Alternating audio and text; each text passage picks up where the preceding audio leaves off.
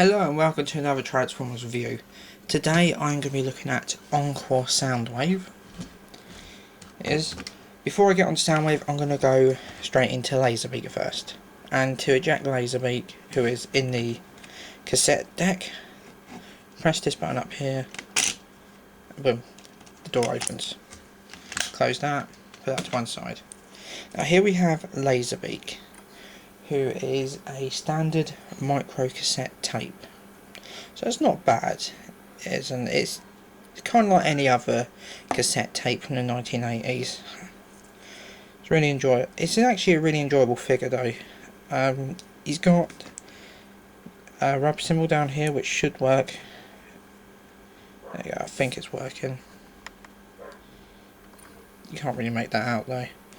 It's got nice, I think these stickers all along here, factory put stickers. I'm not sure if they feel sticker like. They're very nice. And of course, flip it around. Die cast all here and stickers. Not a lot really to say about this guy in his alt mode. So I'll just get on to transforming him. Transforming these two side pieces become his feet. Let's put them down. As you see, he can stand a lot easier.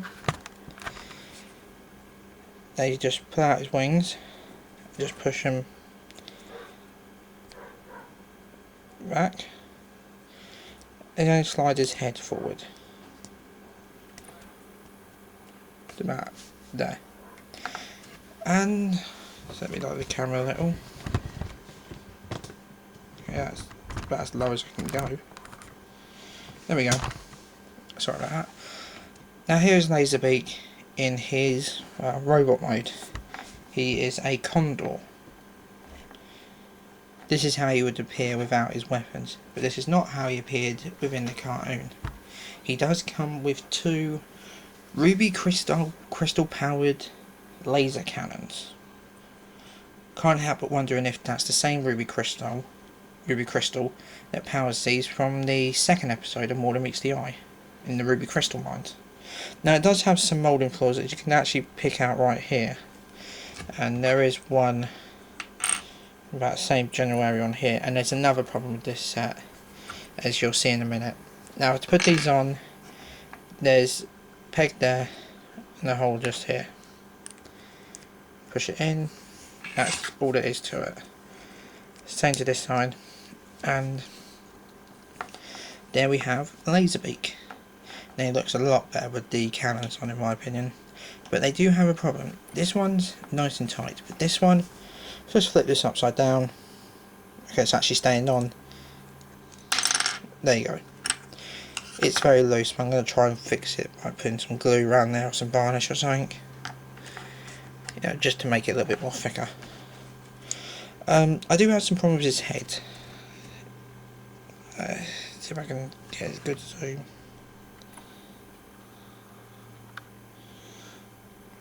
You can see his head there. The problems I have is with the gold paint.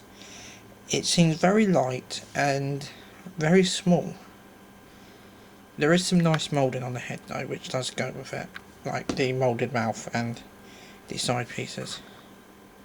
Overall, Laserbeak is a really nice figure, and it's just really nice. I can't really say anything else about it.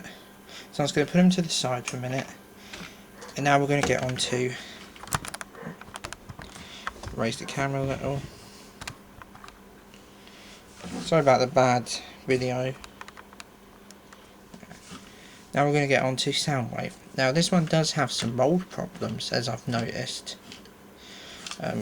Underneath here, actually you can pick them out really clearly.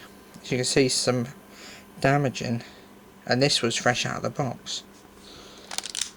So there's even some damaging on the back to the hands. I don't know why that was. I only just noticed that when I first got it. So it is a shame it does have some damage to it.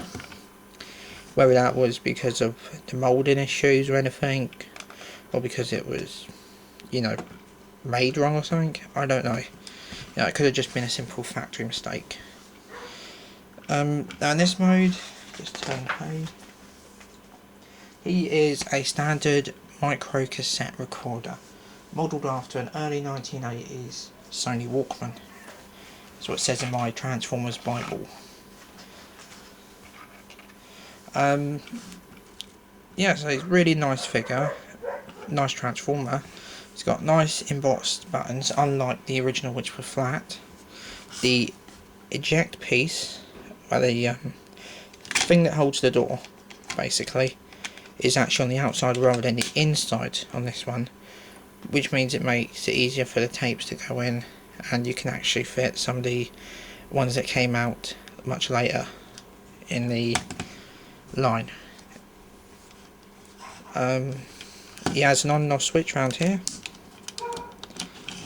and a volume button, volume switch, and he also has a rub cymbal, which again, a little too cold to work. Alright, that's working. Yeah, you can make that out. And of course, door does open. Oh, that's one thing I want to show you. It's got, I do love this nice chromed ejector piece inside, and the moulding on the inside. You can't really make it out because it's really dark, but it's nicely moulded on the inside, which is really nice. Now, transforming him, very simple. First, pull down the legs, up the sides, lift it up, stretch that legs. Need to rotate the camera up. Then you want to spin the legs round and flip forward the feet. Nice die-cast feet, not bad. Still gotta go up a bit more. It's kind of pretty tall actually. Next you want to unhinge the arms, just bring them all the way around. I like to push them in a bit, you know, to hide the metal connector. Then just push down the hands and flip up the head and turn it round. Back. That's a little. And there we have is Soundwave. Now he has a really nice head, nice face sculpt, really love it, very accurate to the TV show. He also has some fantastic articulation in my opinion, particularly for a G1 toy. He has elbow articulation, he has shoulder articulation, elbow articulation, sorry, knee articulation and waist articulation. You can even get into, as everyone knows, the weapons are in his backpack. You can even get his hand to do like a sort of reach around for his weapons, which is kind of cool. So he's very articulated, and one more thing, his head does turn all the way around. Now, like I said, the weapons are in his back. Just pull down the battery cover. 1 minute. I meant to fall off. Just put him over there. And that's his battery cover. It's copyright stamp 1994 to 1983, Takara and Hasbro. And put the battery cover. Dropping everything. So if it seems like I'm trying to rush and run out of time, put the battery cover back on. And it's also, one thing I forgot to mention, in his alt mode, he's got this nice clip, so you can take him with you wherever you go. Now you just put one of his weapons on. He comes with a rocket launcher, which I believe is this, and a cluster blaster gun, or a twin water cannon, I think it might be this, I'm not sure.